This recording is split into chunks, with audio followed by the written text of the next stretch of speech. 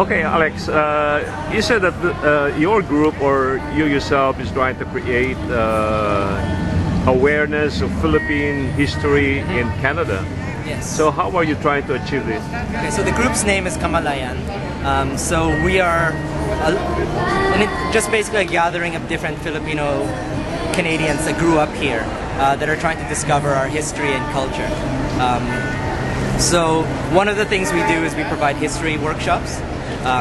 So I've been doing the history workshop since 2008. I was doing it through Kapisanan at first, and I do them at community centers or upon request. I've done them in high schools as well.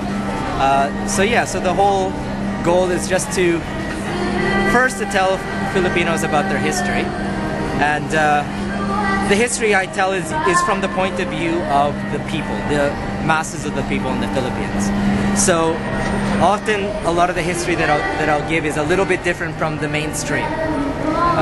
That's not to say that I don't also give the mainstream history. I will also give that and put it in context with the more progressive versions of the history. Is that the answer, or do you want to ask a second question? Okay, Alex, can you tell me, can you set an example of what you just said? So, one good example is actually this picture that you were taking up, that you were videoing before.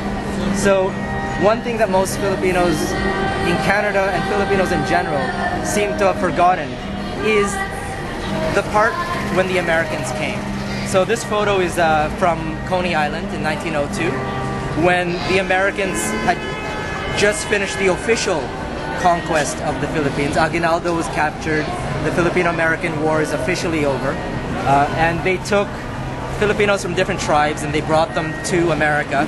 This one's in Coney Island. They also brought them to St. Louis, and they put us on display, basically human zoos, right? So you see here an Igorot child being surrounded by Americans on display.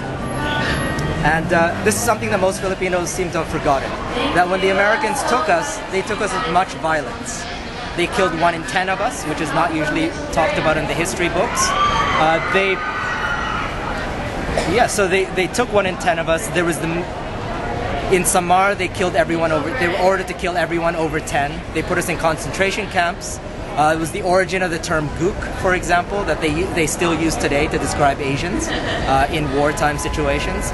That came from the term "gugu," which is basically what the Americans thought Filipinos sounded like when they spoke their own language. So they would say they were just "goo goo goo goo," right? So they called us "gugus." And so that's just one example. I think it's a big example of one of the points in history that Filipinos have forgotten.